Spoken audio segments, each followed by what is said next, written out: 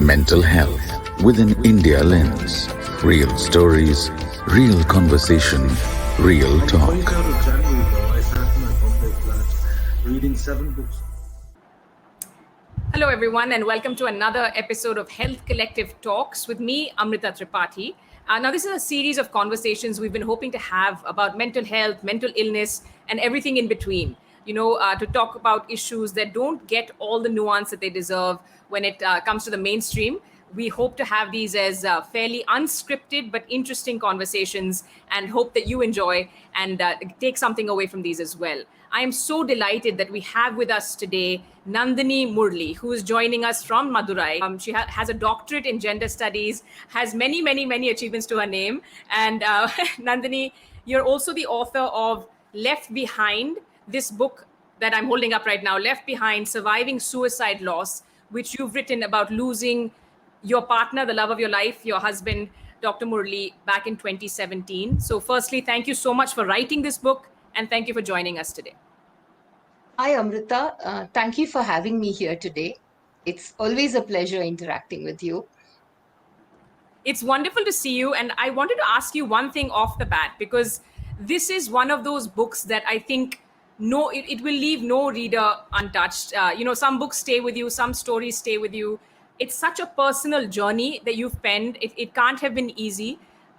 How do you feel now that the book is out there in the world? Mixed feelings, actually, because working on the book was sheer joy. It was absolutely delightful to work on the book. I found it very healing. In fact, it was very therapeutic working on the book. And it started off as a journal, which then became a manuscript, and today it's a book. It's been a parallel journey by itself. And you talk really movingly about your sort of rebirth, your transformation. There's so many things that you had to do. I do want to kick off by asking you the significance of let me hold this here. The significance of this, because there's a beautiful story you have in the book about. Yeah. Can you tell us a little bit of that anecdote you had shared? Yeah, this happened just a year before my husband's first death anniversary. Again, it was very serendipitous. A friend of mine wanted to go with me to Dhanushkodi, which is a coastal hamlet in the southern tip of India. And so we just happened to go there. And I was walking on the beach on the seashore, and there's a certain wildness about the beach there, the sea there. And all of a sudden, I find this fisher who's just returned from the sea. He comes and hands over this oyster shell with pearls, and he said, I just returned from the sea, and I don't know why, I just felt like giving it to you. And that was, I think, for me, like a message from the divine, because I was just a few days away from the first anniversary. And the sea, the ocean, has been such a huge metaphor in my journey.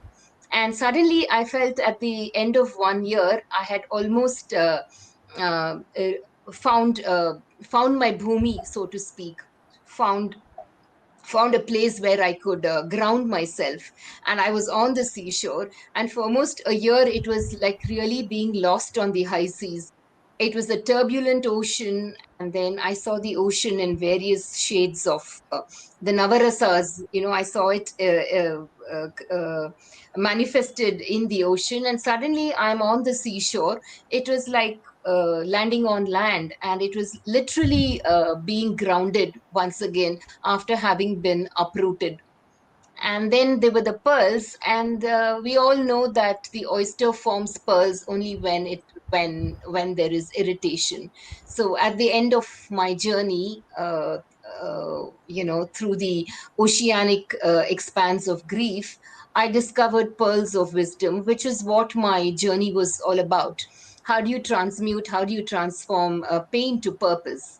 And I also, I mean, as someone in the space of mental health communication, I'm sure you'd agree with me that although this was about a hugely challenging experience, I didn't want this to be a story of gloom and doom. and those typical Rona Dona stories. It is very challenging, yes, but the message I wanted to send was, no matter how challenging the situation is, there is hope. um, you can find a rainbow, and you can find those pearls of wisdom. And life is a matter of perspective. And I also felt, although the pain had been a catalyst in this journey, Amrita, I felt that when I actually created the book, I wrote from a space of ananda, a space of joy, a space of shantam or quietude. And that for me was what I wanted readers to resonate with. And I think I remember telling the editor of the book that this is what I want on the cover. I didn't want a stereotypical cover because, as you might understand, this book is about providing a counter narrative. Um, so, Yeah. they, No, you really, I mean, you've put it so beautifully. And I also want to tell, anyone watching this, you've written it so beautifully. I want to say that's not always the case. It's always, of course, every story is so powerful when we hear first person stories of lived experience. You've made the case strongly that these are stories that must be at the heart of the narrative. You've also shared other people's stories. I was, so moved to read about Revati's story, Dr. Mohan Raj's story, and you've interwoven them beautifully, like you say, in the warp and weft of our lives. These are stories that resonate. People need to know about these stories because for too long, perhaps, there has been all of this stigma, all of this silence, right? There's all this internalized shame. So, just before talking about the transformation and what you've actually done in setting up Speak as an initiative as well, can you take us through a little bit about your own journey? Because one of the other very powerful things you said there was about grief. And you said our tendency is to try and reject it, deny it, pretend it's not happening. But you felt you have to go right to the bottom of it, feel it really to get through it. I always wonder, we sort of seem to live in a very grief phobic culture. All around, I hear people saying that, oh, just get over it, as if, it's this flu model. Okay, something happens, you lose somebody, and then you do whatever you're supposed to do for a certain period of time, and then afterwards you just move on. There's so much of avoidance and fear around grief. But I felt that my growth, my transformation lay in really being able to be comfortable to really sit down with grief and look at grief straight in the eye, rather than just brushing it away and pretending that it's gone.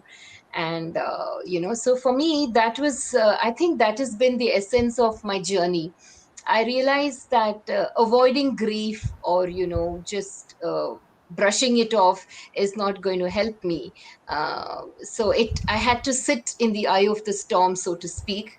And it's not as easy as it sounds, let me tell you, because I think in the early stages of my grief, um, it was so frightening. It was terrifying. That whole emotion, because it had a certain feral intensity to it. It had a certain wildness to it, and it was extremely scary. Later, I read C.S. Lewis's immortal line, which said, "Nobody ever told me grief felt so much like fear." Yes, nobody ever told me so too. But I think being able to confront grief, and that has been a huge part of my journey. And I think that required a lot of courage. But I'm glad I did it, because, like, once you've really faced something, looked at it in the eye, so to speak, there is nothing else to be feared. Yeah. So It's really powerful. And I think, what I really appreciate as a reader, and there's no way that like you say somewhere, I can't say I know what you've gone through. I can understand from what you've shared, though, and what you've chosen. Of course, you've not shared everything. You can't share everything. From what absolutely. you've chosen to share, you've been very brave, very vulnerable. You've also not, gone the other way of sort of sugarcoating it and saying that things are going to be that simple. It really feels like you wanted this to be an authentic memoir that can help other people. Is that how you see it as well? Absolutely, absolutely. I think I'm at a space and time in my life where my inner journey also has been about, reclaiming my power, reclaiming my authenticity. So I think, and as a writer, I believe one's art should reflect one's life, and vice versa. So for me, the two are, I see them in complete alignment. So, and I also feel you can't be, you can either be authentic or you can't. So I don't think you can be authentic in installments. Yeah, So that's yeah. true. That's true. You can't be. I think, but I think it's also not really for everyone. Doesn't feel comfortable. Let's put it this way. It's not everyone doesn't feel comfortable sharing. Maybe in nonfiction, some people might have chosen to write through fiction. What are some of the reactions you've gotten? Because I am always blown away, by how powerful and moving first person stories are. And you talk about, for example, when you go to conferences and you choose to speak about this, Yeah. about being a survivor of suicide loss, you inevitably hear from people. Um, I think the response has been overwhelming. So many people, the resonance has been overwhelming, I would say. And over the last, since the last month the book has been out, I've been getting calls, emails, WhatsApp messages from readers saying how much they connected with it, especially those impacted by suicide loss. And I think it's sort of, if this book enables people to emerge out of the closet, I think it's done its job, because isn't that the purpose of literature? Yeah. Yeah, And I think it's absolutely. also, there's this such a culture of toxic silence around suicide and suicide deaths. So, and I felt the I only way, yeah, No, go it on, just go had on. to be addressed. It just had to be addressed, and the only way to do it was by being brutally honest about it. I think, look at truth straight in the eye, and there is no other way I knew to do it. Yeah. But that is kind of the brass tacks you have in the book. The brass tacks approach is, you said, look, that every family in India, even today, and sitting in 2021, in different layers of privilege, but even so, families who suffer from a death due to suicide. One is the almost criminalization of the survivors, by the police. You talk about the police. Yeah. Then there is the whole sort of relatives or extended family or friends, and this sort of like the undercurrents, very negative undercurrents that are also toxic. There is pressure from people who love you and care for you, to perhaps brush it under the carpet and say this was death, this was some other cause, right? People don't want you Yeah. to say this is a suicide. Yeah. Can you take Yeah. us through why you think that is? And I know we've spoken about this briefly before. You have something called the 4 S's that you have Yeah. spoken about as well. One is that I think there's such a pervasive culture of stigma around suicide. It's a taboo. I hope it's the last taboo, and it's time for it to go. And the stigma leads to secrecy, shame, and silence. It's not an easy topic to talk about. And I think it's because suicide, across all cultures, it's perceived as a character flaw, something to be ashamed of. And I think we still carry that legacy, and that replicates itself across institutions, the media, the family. Let's start with the family, media, law enforcement, judiciary. And it's this whole thing, therefore this culture of toxic silence, shame, and secrecy. And the other thing about suicide grief is that it's profoundly isolating. Let's also face it, most people are flummoxed when a death due to suicide takes place. You don't know how to respond.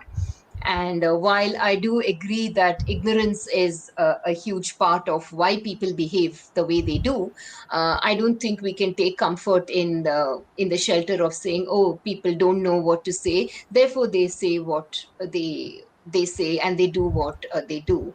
And the other thing about suicide bereavement is that the grief is so disenfranchised.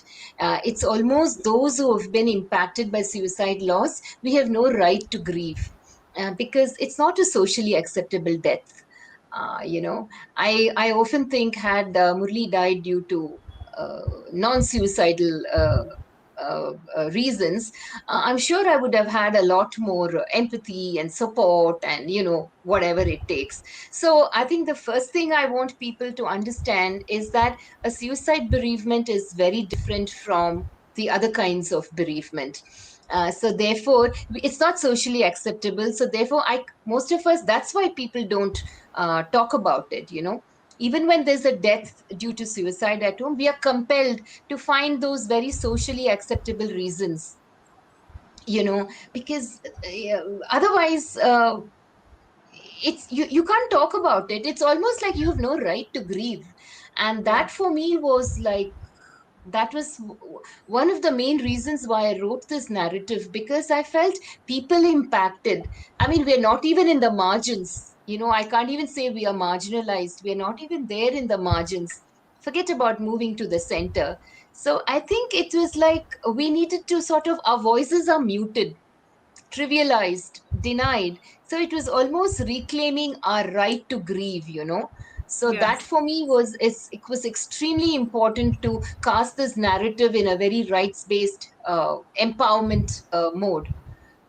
Because and I think if people impacted don't do it, who will do it? I mean, there's no point playing the victim card. It doesn't work. You know. Yeah. And I do want to ask you. I mean, we might have folks who are listening, reading, perhaps who say like, "Look, this is not a mainstream issue. Why are we even talking about suicide?" Not to be crude or blunt about it, but that's sometimes the reaction you get. Except when, say, a celebrity dies of suicide, and then the media goes into this kind of frenzy, right? Where people in the mental health advocacy space, we kind of like start just losing track of politeness and etiquette, because we see this repeat time and again. For people who think that suicide will not impact them, I mean, I hope it doesn't, but can you share a little bit of like the scale of the issue when it comes to India today? Because I think that is something that people do find mind boggling when they realize. I think it's a huge global suicide is a huge global crisis.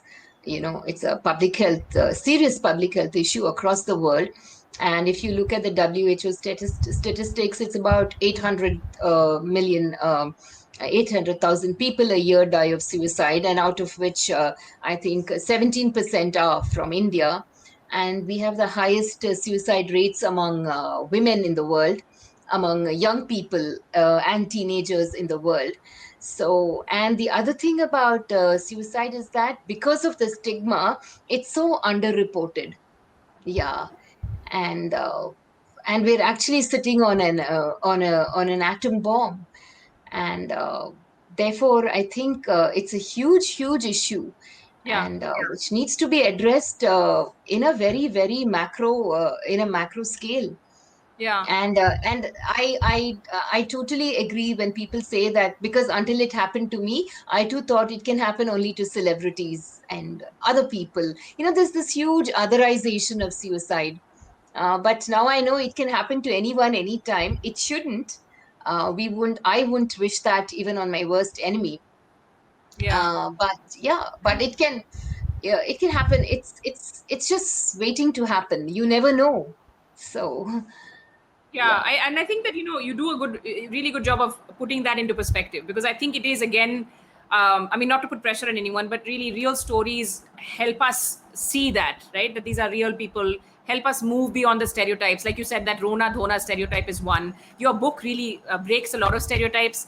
You write it with a lot of heart, a lot of humor. There's somewhere you say you told a friend you want to be a glamorous widow because I think there was some commentary, right? Socially acceptable norms that you've also smashed.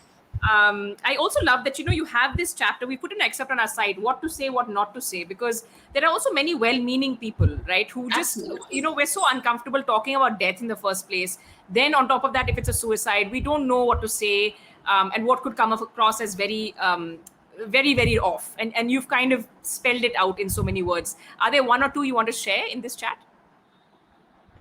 Wait, let me recall what I'd like to say. Yeah, the thing which really bugged me no end is, I understand how you feel. I just feel unless you've had an actual experience of suicide bereavement, you can never understand how it feels. You can come pretty close to it. So don't tell us, oh, we understand how you feel. Say, yes, I feel your pain. I'm there for you. That's one thing. And the other thing, which really I think is so inaccurate and far from truth, is this too will pass, or time heals. Time doesn't heal. No.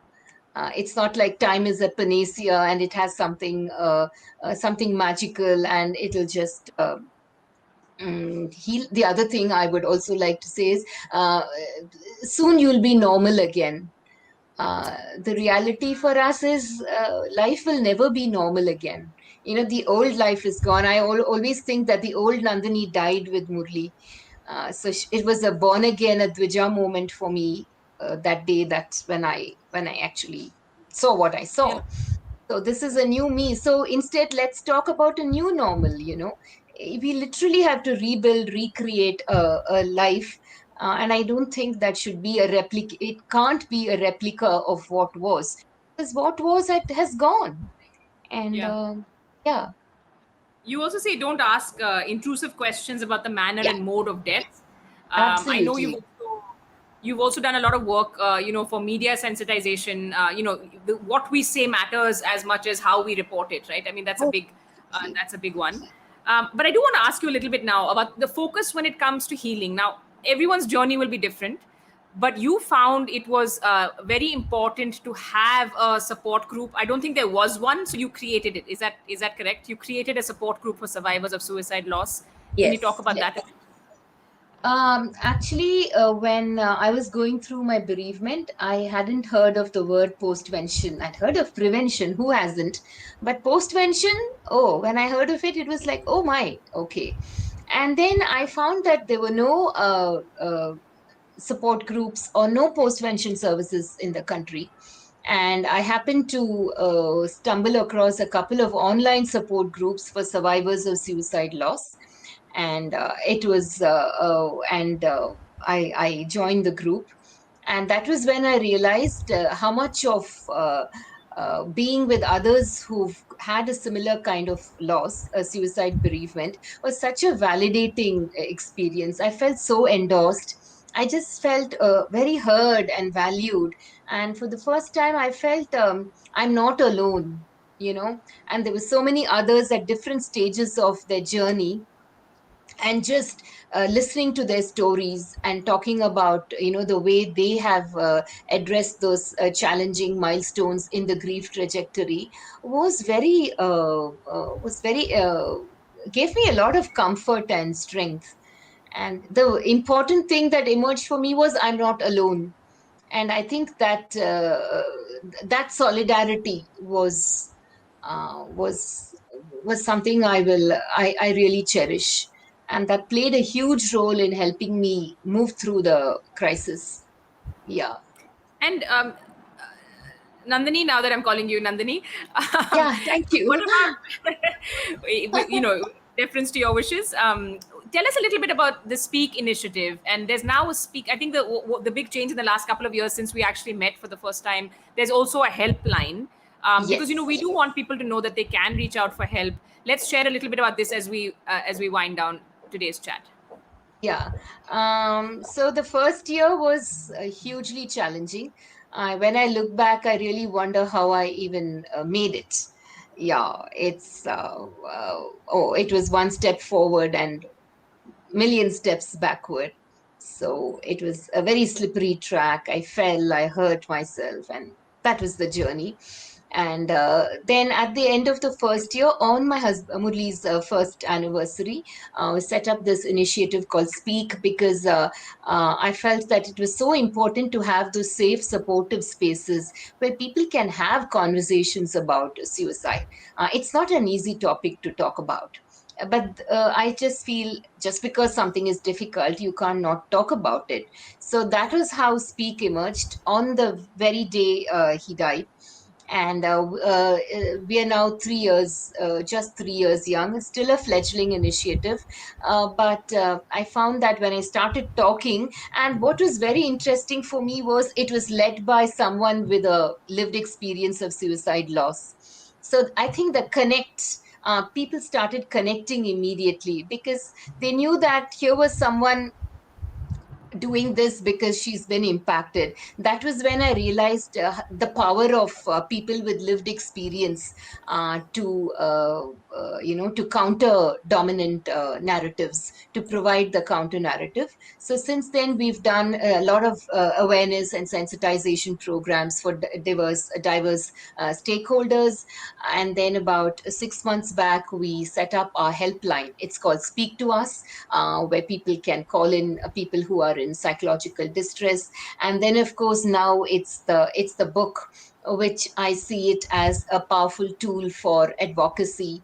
And we are also now very serious about beginning postvention services for those impacted by suicide loss, because right now there is no comprehensive postvention in the country. And Amrita, the other thing I'm very passionate about is I feel people with lived experiences need to be valued, endorsed, and seen and heard. We like to be seen as creators of knowledge and content. And included, we need, I think our voices need to be included in the stakeholder landscape of suicide prevention, Yeah. because we've lost it all. And therefore, I think we are the best ambassadors or champions of prevention. And there's so much, I think clinicians, mental health professionals could learn from us, Yeah. which I'm sure they don't get in their textbooks. And, in policy, in advocacy, there's so much we can offer. And therefore, I just hope that we're going to be a very important stakeholder in the suicide prevention landscape. And no, we don't want to be just tokens, but Yeah. seen as valued for the kind of the insights and the perspectives we bring to the table. So, Really looking for help when you're going through this, which is possibly the worst moment of your life, and not finding it. I'm sure that there's no words to describe what that's like. So, really, really, hats off to you for setting up Speak as well, for writing this book. Somewhere you wrote there that every suicide affects at least 6 people, right? I think you said yes. that there are ripple effects, and I don't know how we'll keep track of the number of people you're affecting with this work. But do you want to leave us with any thoughts for potential readers, anyone watching you right now, a message to someone who might be going through something similar? I would say life is a matter of perspective, you know. Um I just feel none of us has any control over what happens to us, but I think we have every choice in choosing how to respond. And it is possible to bounce back, bounce forward after tragedy. And despite everything that happens to us, even if the worst happens to us, I still think it's a very beautiful world. And how do you find your peace and joy? And I think, and Though, yeah, no, though of course it's not an easy journey, as you made, you've been very honest in this book as well and in this conversation. But I like the fact that there is still hope. I think that that's an important note as well. Without resorting to cliches, we have been talking about suicide, and one of the best practices is to let people know that help is available. We'll be putting the helplines that we're aware of, at the bottom of the screen. Please reach out if you or anyone you know might be feeling distressed and in need of help. And Nandini, as we go, I just want to say, huge, huge kudos to you for your courage, your perseverance, for being a mental health champion and advocate, and for writing this book. Thank you. thank you, Amrita, for this conversation. I just loved interacting with you. Yeah. I think it's just the second of many. I'm planning many more with you. So you Oh, should really? take that as a warning. Thank you so much for taking the time. Thank you. Bye bye.